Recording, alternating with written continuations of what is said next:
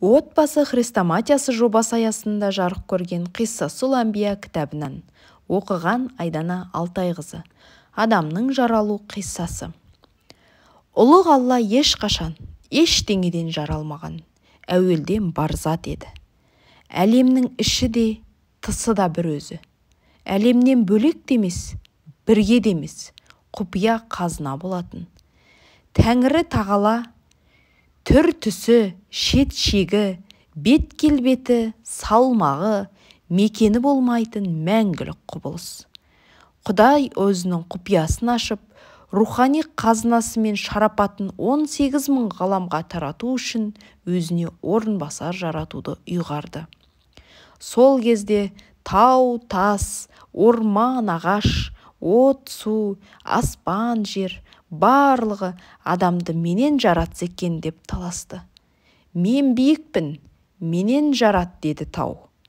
Мен әзизбін, менен жарат деді алтын. Мен тасқынмын, менен жарат деді су. Мен дүлеймін, менен жарат деді жел. Мен күштімін, менен жарат деді от. Мен асқақпын, менен жарат деді аспан. Мен жұмсақпын, менен жарат деді ағаш. Мен қаттымын, менен жарат деді тас. Сөйтіп барлығы таласып жатқанда жер ғана сынықтық танытып. Мен мақұлық атаулының табанының астында жатамын. Тәңірім өзіне орынбасарды мұндай қадірсіз заттан жаратпас.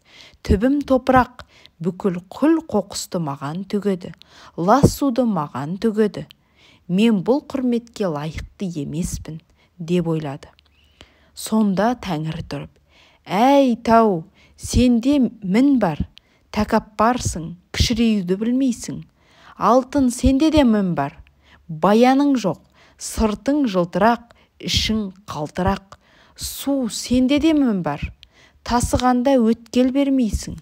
Жел, сен де тұрақсызсың, мінезің құбылмалы.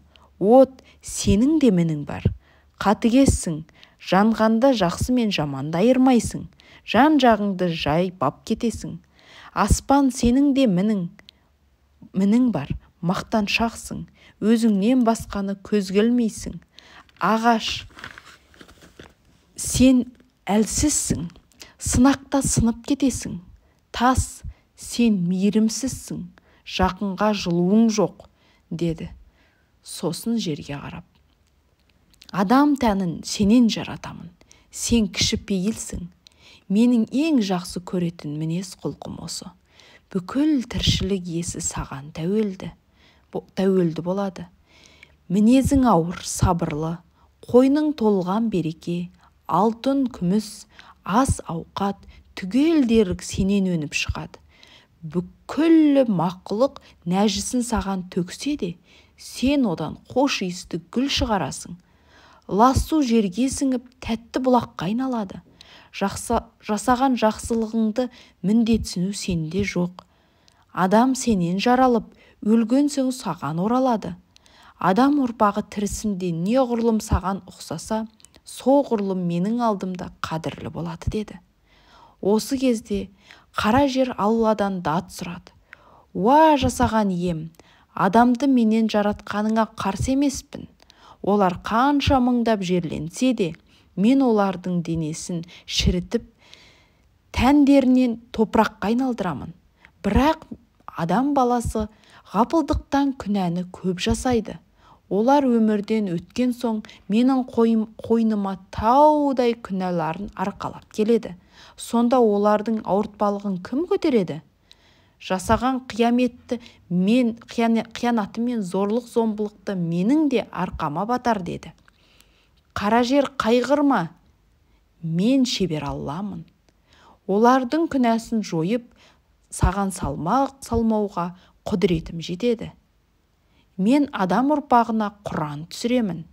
Марқұм болғандардың ұрпағы әруақты еске алып, оларға Құран оқып, артынан дұға ететін болса, олардың күнәлары жойылып отырады. Содан саған артық жүк түспейді. Мұсылмандар әруақтарды ұмытып, оларға Құран оқуды тоқтатқанша осылай жалғаса береді, деді. Қара жер сонда барып тыныш тапты. Қазақтардың әр аптаның бейсенбі, жұма күндері 7 шелпек пісіріп аруақтарға Құран оқытып салты осыдан қалған екен. Мұсылмандар қашан осы дәстүрін тоқтатады, жер адамдардың күнәсін көтере алмай екіге жарылып, қиямет қайым орнайды деседі.